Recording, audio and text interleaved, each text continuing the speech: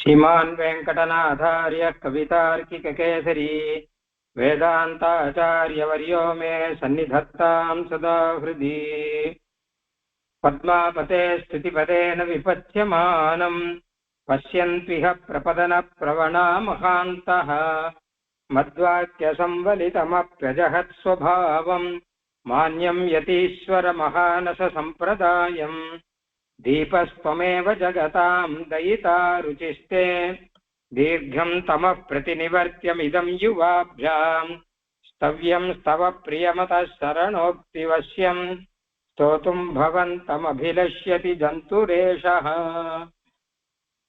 ஈஸ்வரஸ்ய சௌஹார்தம் அப்படின்னு ஒரு விஷயம் சாஸ்திரத்துல சொல்லியிருக்கா. நம்ம எல்லாரும் மோட்சத்துக்கு போகிறோம், மோட்சத்துக்கு போக போறோம், கனவு கண்டுட்டு இருக்கோம், மோட்சத்துக்கான உபாயம்னு செய்யறோம். இந்த உபாயத்தை ஏத்துண்டு பகவான் மோட்சம் கொடுப்பான்னு நம்புறோம். அதற்காக காத்து கொண்டிருக்கிறோம், அதற்காக படிக்கிறோம், ஆச்சாரிய சம்பந்தத்தை பெறுகிறோம். இது எல்லாத்துக்கும் மூல காரணம்னா என்ன? நமக்கு அடிப்படையான ஒரு நம்பிக்கை என்ன கேட்டா, பகவான் நல்லவன் அப்படிங்கிறது. ஈஸ்வரன் நல்லவன், நமக்கு மோட்சம் கொடுப்பான். அதான் ஈஸ்வரஸ்ய சௌஹார்தம்னு பெயர். அவனுக்கு சுகிருத்து, நல்ல ஹிருதயம் இருக்கு அவனுக்கு. அதனால நல்ல ஹிருதயம் இருக்கிறவா யார் சரணாகதி பண்ணாலும் ஏத்துன்றுவா. நல்ல கருணை இருக்கணும், எல்லாரும் நன்னா இருக்கணுங்கிற எண்ணம் இருக்கணும். அது நாசமா போகட்டும், அது கெட்டு போகட்டும் அப்படிங்கிற எண்ணம் எல்லாம் இருந்துன்னு வச்சுக்கோங்க. இத்தனை தப்பு பண்ணி தொழியோ கஷ்டப்படட்டும் அப்படிங்கிற எண்ணம் எல்லாம் பெருமாளுக்கு கிடையாது. ஐயோ பாவம் கஷ்டப்படுறதே, இது எப்படியாவது நல்ல கதிக்கு வருமா அப்படின்னு சொல்லிட்டு தான் பெருமாள் நினைக்கிறான். அதுதான் இயற்கையாகவே எப்பொழுதுமே எம்பெருமானுக்கு இருக்கக்கூடிய ஒரு நல்ல எண்ணம்.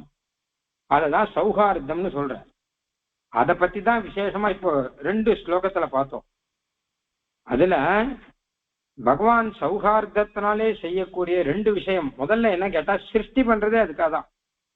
எல்லாரும் நல்லா சௌக்கியமா இருக்கட்டும் அப்படிங்கிறதுக்காக தான். அந்த மாதிரி மோட்சம் கொடுக்கற போது யாருக்கு வேணா மோட்சம் கொடுக்கிறேன் அப்படின்னு வச்சிருக்கிறதும் அதுக்காக தான். அதாவது யாருக்கு வேணான்னா என்ன அர்த்தம் கேட்டா, பொதுவா ரொம்ப கஷ்டப்பட்டு தபஸ் பண்றவாளுக்கு தான் மோட்சம் அப்படின்னு இல்லாமல், யாரு குருடனா இருக்கானோ, அதாவது மோட்சத்தை பத்தி ஞானமே இல்லாமல் இருக்கானோ, ஞானம் இருந்தாலும் சக்தி இல்லாமல் இருக்கானோ, அவளுக்கெல்லாம் கூட மோட்சத்துக்கு வழி வச்சிருக்கான் பாருங்க பகவான். அதாவது என்ன கேட்டான்னா, உபாயத்துல வேணா இந்த உபாயம் இவர் செய்யலாம், அந்த உபாயம் அவர் செய்யலாம், இவர் செய்யக்கூடாது, இப்படி எல்லாம் கணக்குண்டு. ஆனா மோட்சத்துக்கு போகக்கூடிய உரிமைங்கிறது எல்லாருக்குமே உண்டு. எல்லாருக்கும் ஏதோ வழி எம்பெருமான் வச்சிருக்கான், யாரா இருந்தாலும். அதுதான் போன ஸ்லோகத்துல ரொம்ப ஆச்சரியமா அழகா சொன்னார். அதுதான் எம்பெருமானுடைய சௌஹார்தம்ங்கிறது.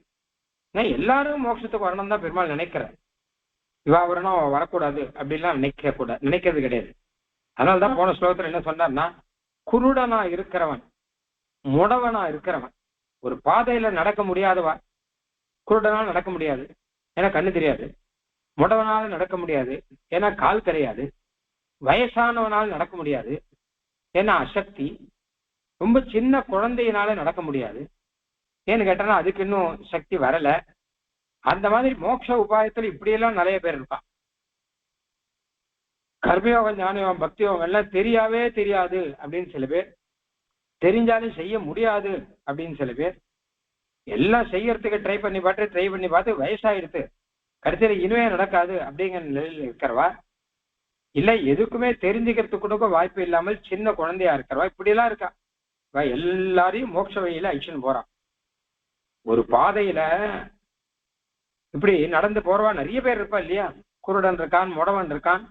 ஒருத்தன் அவளை எல்லாம் அழிச்சு கொண்டு போய் விடுறான் வச்சுக்கோங்க.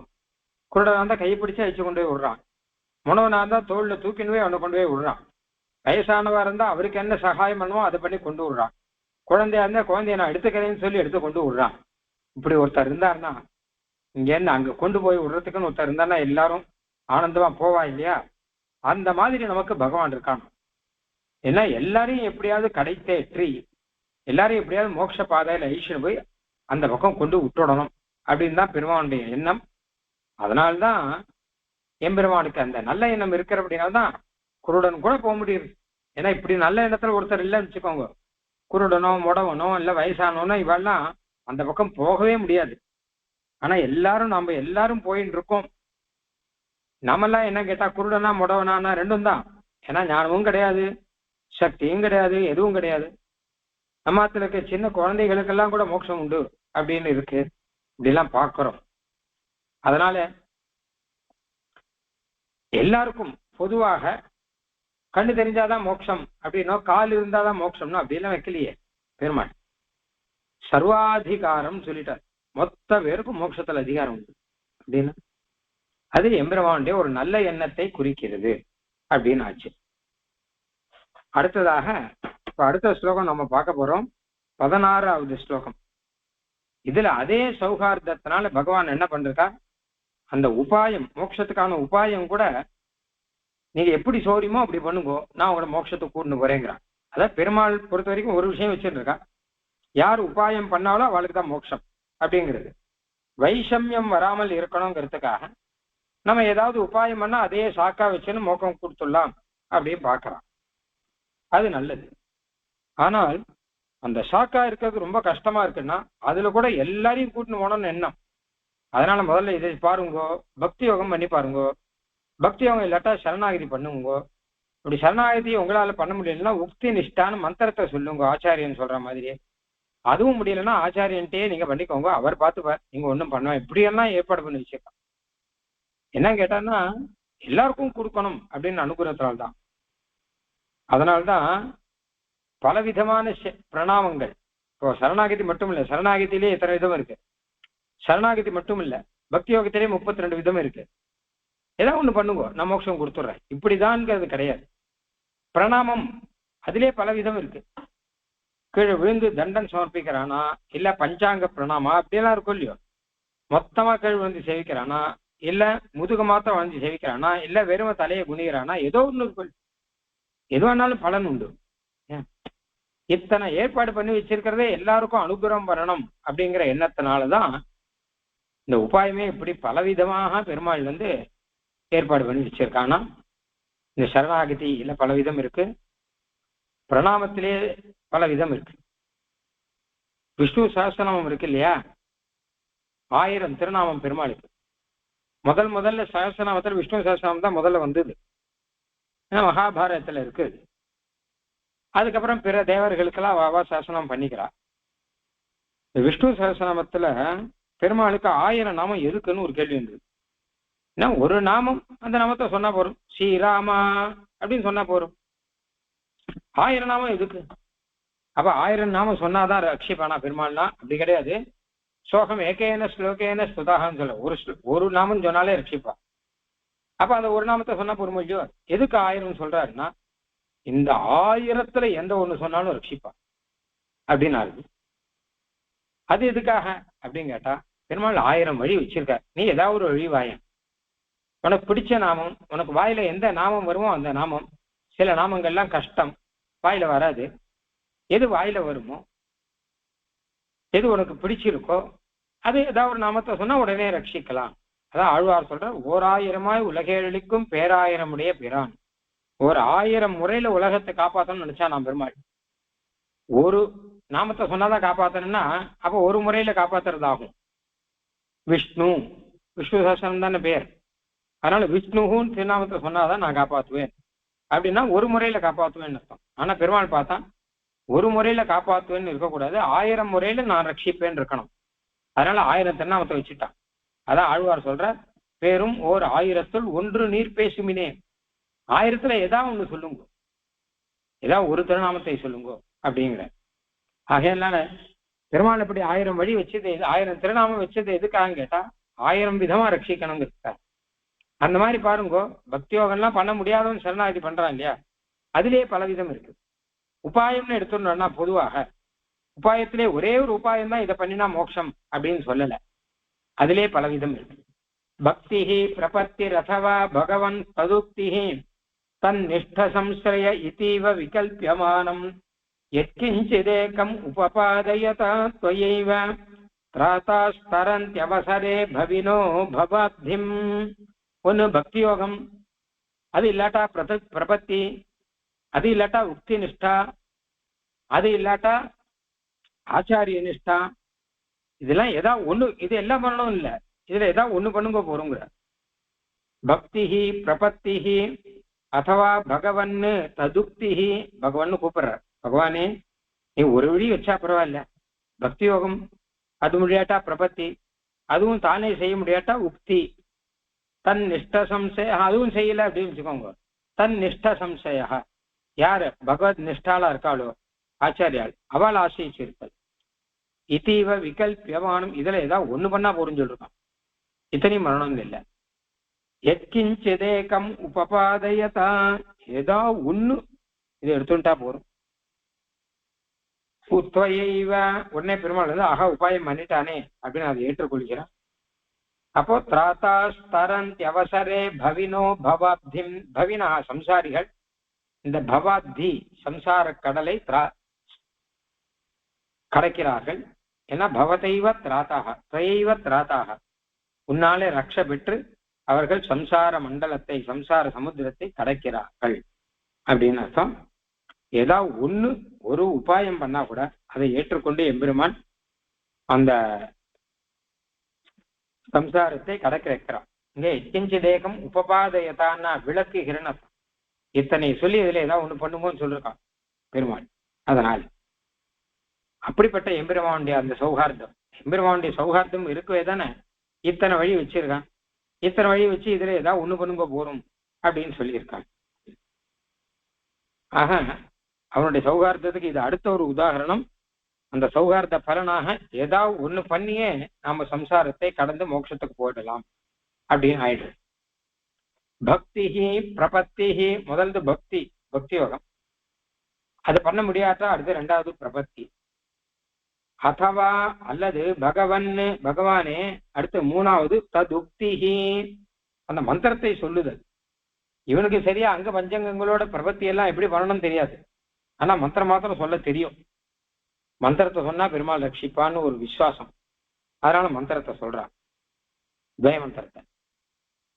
அப்புறம் தன் நிஷ்ட சம்சரையா, அது கூட சொல்ல முடியல வச்சுக்கோங்க.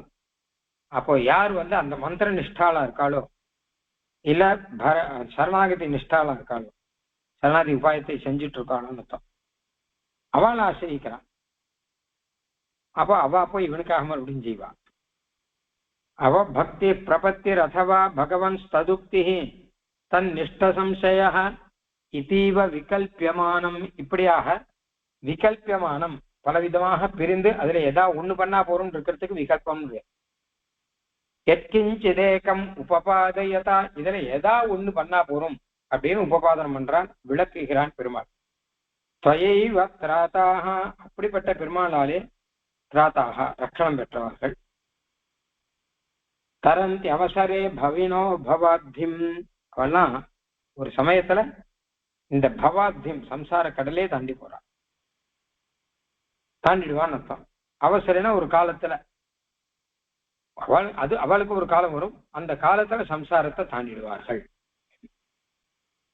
எத்கிஞ்சிதேகம் உபபாதயதா த்வைவ திராதாஸ்தரந்தி அவசரே பவினோ பவாத்திம்.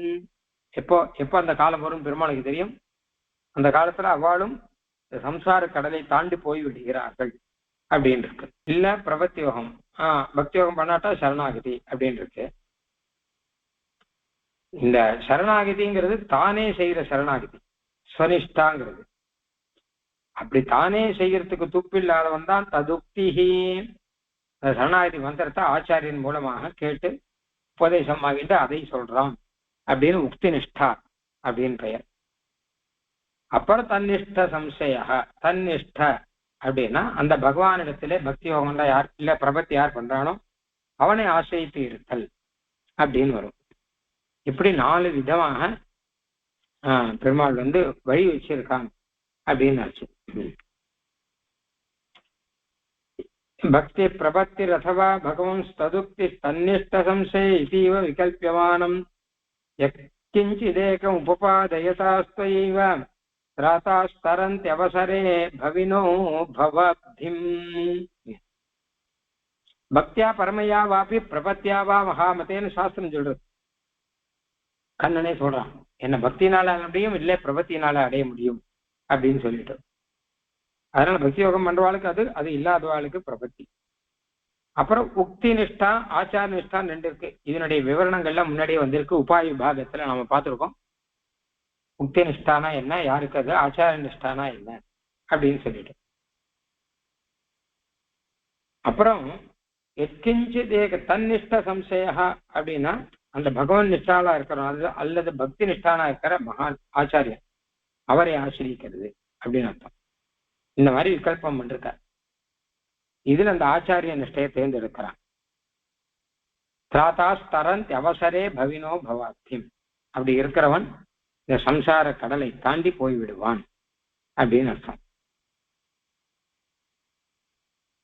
பக்தி பிரபத்திரதவா பகவம்ஸ்ததுக்தி தன்னிஷ்ட சம்ஸ்ரய இதீவ விகல்பியமானம் யத்கிஞ்சிதேகம் உபபாதயதா த்வயைவ பிராதாஸ்தரந்த்யவசரே பவினோ பவாப்திம்.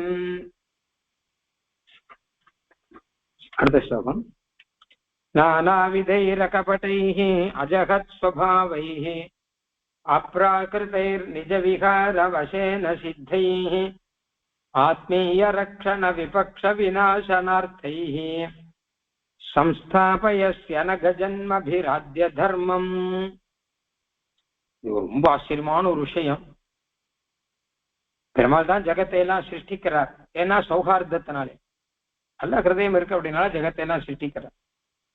பெருமாள் தான் சாஸ்திரங்கள்லாம் கொடுத்திருக்கார், அதுவும் சௌஹார்தத்தினாலே. பெருமாள் தான் இத்தனை உபாயங்கள்லாம் பரிகல்பனை பண்ணி வச்சிருக்கார், அதுவும் சௌஹார்தத்தினாலே. ஏன்னா ஏதாவது உபாயம் பண்ணிட்டு நீங்க வாங்கல அப்படின்னு சௌஹார்தத்தினால இத்தனை உபாயம் ஏற்பாடு பண்ணி வச்சிருக்கார். அதே பெருமாள் தான் இத்தனை பண்ணியும் போறாதுன்னு சொல்லிட்டு இந்த ஜீவர்களை மேல கூட்டணும் போறதுக்காக தானே அவதாரமும் பண்ற. அதான் இத்தனை சொன்னது போறாது, தானே செஞ்சு காமிக்கணும் அப்படிங்கிறதுக்காக தானே அவதாரமும் பெருமாள் பண்ற அப்படின்னு இருக்கு. அதனால அதுவும் ஒரு சௌகார்தத்தினாலதான் ஜனங்களை எப்படியா மேலே, அதாவது மேலேருந்து கை கொடுக்கற, நம்ம கீழே கடல்ல தளிச்சுன்னு இருக்கோம், மேலேருந்து கை கொடுத்தா கை பிடிச்சுன்னு ஏறணும். அப்படி முடியலையே அப்படின்னா அப்ப பெருமாளே உள்ளுக்குள்ள குதிச்சு இவனை தூக்கி மேல தூக்கி வைக்கிறாரு இல்லையா? அந்த மாதிரி சம்சாரத்துல பெருமாளும் தானே நம்மை மேல தூக்கி மோட்ச பதத்துக்கு அனுப்புற நம்ம. அப்போ அந்த மாதிரியாக இதுல பெருமாள் அவதாரம்ங்கிறது ரொம்ப பரம உத்தேசத்தை கொண்டது. ஜீவர்களை எல்லாம் கடை தேற்றணும் அப்படிங்கிறதுக்காக இதுக்காக தான் அவதாரம் பண்றார். பெருமாள் எதுக்காக அவதாரம் பண்றார் அப்படிங்கிறத இன்னும் கொஞ்சம் யோசிச்சு பார்த்தா புரியும். உயிரளிப்பான் என்னென்ன யோனியுமாய் பிறந்தாய் இமையோர் தலைவான்னு ஆழ்வார் சொல்ற. உயிரளிப்பான், இந்த ஆத்மாவை ரட்சிக்கணுங்கிறதுக்காக நீ எத்தனை அவதாரம் எடுத்த, எப்படியாவது ஜீவாத்மக்களை எல்லாம் ரட்சிக்கணும் அப்படிங்கிறதுக்கு தான் அவதாரம் எடுத்தேன். இதுவும் சௌகார்தத்தினால்தான் நடக்குது. நல்ல எண்ணம் இருக்கவே தான் எப்படியாவது இந்த ஜீவாத்மாக்களை ரட்சிச்சு விடலாம் அப்படிங்கிறதுக்காக அவதாரம் எடுத்தான். அதனால பெருமாளுடைய அவதார வைபவம் அப்படிங்கிறது ரொம்ப முக்கியமானது. அதுல 6 விஷயம் இருக்கு. அதுக்கு அவதார ரகசியம் பெயர். பகவத்கீதையில கண்ணன் அவதார வைபவம் சொல்லிருக்கான். அதுல அவதாரத்துல பெருமாளுக்கு 6 குணங்கள் இல்லாட்டா 6 விஷயங்கள் இருக்குன்னு சொல்லிருக்கான். கண்ணனே சொல்லிருக்கான். அந்த 6ஐயும் இந்த ஸ்லோகத்துல சொல்ற. இப்போ நானாவிதைரகபடைஹி அஜகத் ஸ்வபாவைஹி அப்ராகிருதைர் நிஜ விகாரவசேன சித்தைஹி ஆத்மீய ரக்ஷண விபக்ஷ விநாசனார்த்தைஹி சம்ஸ்தாபயஸ்ய நகஜன்மபிராத்ய தர்மம். எம்பெருமானே, நீர் அவதாரம் பண்ணதை பத்தி சொல்லணும்னா பலவிதமா அவதாரம் பண்ணியிருக்கேன். இதுல 6 விஷயங்கள். முதல் விஷயம் அகபடம். இந்த அவதாரங்கள்லாம் பொய் கிடையாது, 100க்கு 100 சத்தியம்.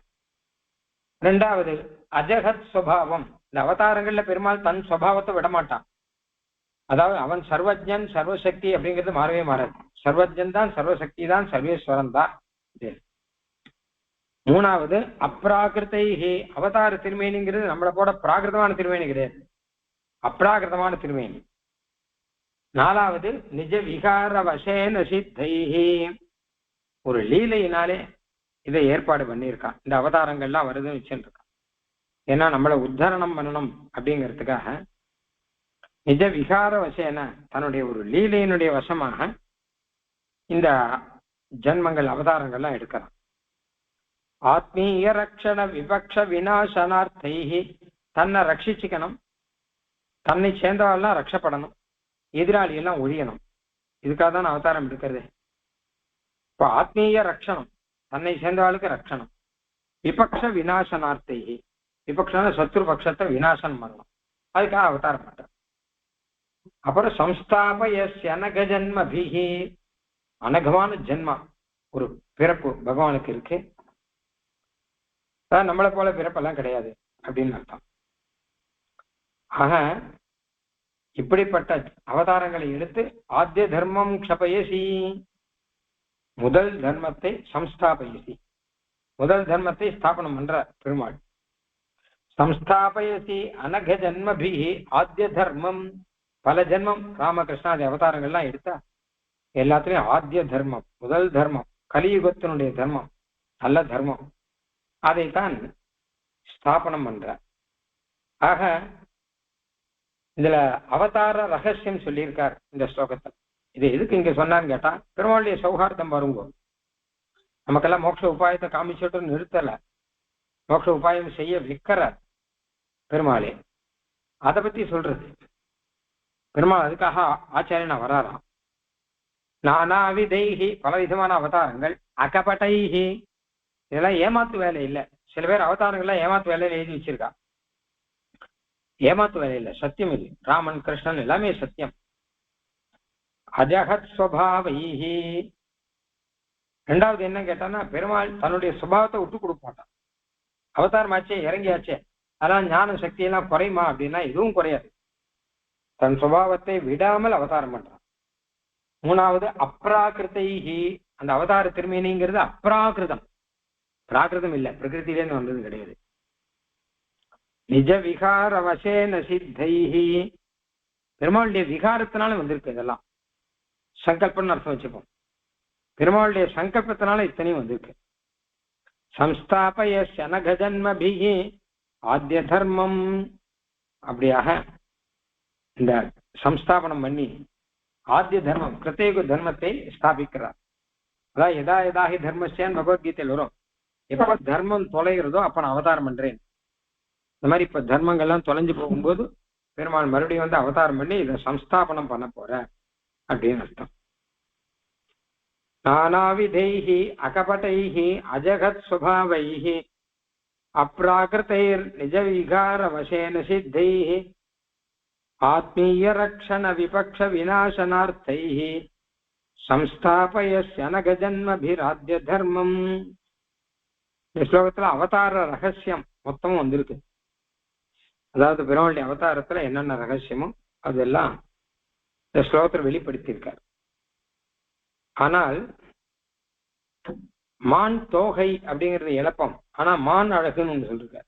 நானாவிதை ரகபட்டை ரஜகத் ஸ்வபாவைஹி அப்ராகிருதைர் நிஜ விகார வசேன சித்தைஹி ஆத்மீய ரக்ஷண விபக்ஷ விநாசனார்த்தைஹி சம்ஸ்தாபயஸ்ய அனக ஜன்மபிராத்ய ஜன்மம். பகவத்கீதையில கண்ணன் வந்து இந்த அவதார ரகசியம் ஆறையும் வெளியிட்டு இருக்கான்.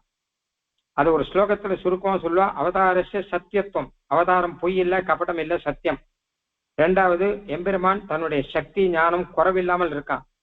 மூணாவது, சுத்த சத்துவமயமான திருமேனி, அப்ராகிருதமான திருமேனி. நாலாவது, தன்னுடைய சங்கல்பத்தினால்தான் அவதாரம் பண்றான் அப்படின்னு நிஜ விகார வசத்தினாலே. அஞ்சாவது, எதுக்காக அவதாரம் பண்றான்னா ஆத்மீய ரட்சணம், தன்னை சேர்ந்தவாளை காப்பாற்றணும், சத்துருக்களை ஒழிக்கணும், இதுக்காக அவதாரம் பண்றான். ஆறாவது, தர்ம சம்ஸ்தாபனார்த்தாய சம்பவாமி யுகே யுகே அப்படின்னு தர்மத்தை ஸ்தாபனம் பண்றதுக்காக. ஆக இப்படி அவதாரம் பண்றதே தர்மத்தை ஸ்தாபனம் பண்ணி எதிரிகளை ஒழிச்சு நம்ம எல்லாம் உத்தாரணம் பண்ணணுங்கிறதுக்காக. இதனால எம்பெருமானுடைய சௌஹார்தம் அப்படிங்கிறது தெரியுது. இதுல இந்த அவதார ரகசியத்தை சிந்தனை பண்ணு கொண்டிருக்கான் பகவத்கீதையில கண்ணா. இதை நினைச்சு பார்த்தா அப்போ சரணாகதி பண்ணிக்கலாம் தோணுமா? ஆஹா, நமக்காக பெருமாள் இப்படி எல்லாம் பண்ணியிருக்கானே, அவன் நாம போய் அவனை ஆசிரியிக்க வேண்டாமா அப்படின்னு சரணாகதி பண்ணிக்கணும்னு தோணும். சரணாகதி பண்ணிட்ட அப்புறம் கூட இதை சிந்திக்கணும். சிந்திச்சா நமக்காக இப்படியெல்லாம் பெருமாள் அவதாரம் பண்ணியிருக்கானே, நம்ம கட்டாயம் கூட்டுப்பான் அப்படின்னு ஒரு தேறுதல், ஒரு ஆறுதல் கிடைக்கும். அதனால இந்த அவதார ரகசியத்தை சிந்தனை பண்ணணுங்கிற, அதனால இந்த இடத்திலேயே பெருமாள் அதாவது நமக்காக உபாயங்கள்லாம் கொடுத்தது மாத்திரம் இல்லாமல் தானும் வந்து அவதாரம் பண்ணக்கூடியவன் அப்படின்னு உன்னுடைய சௌஹார்தத்தை சொன்னார். அதுக்கப்புறம் 18வது ஸ்லோகம் அப்புறம் பார்க்கலாம். கவிதார்க்கிக சிம்ஹாய கல்யாண குணசாலினே ஸ்ரீமதே வெங்கடேஷாய வேதாந்த குரவே நமஹ.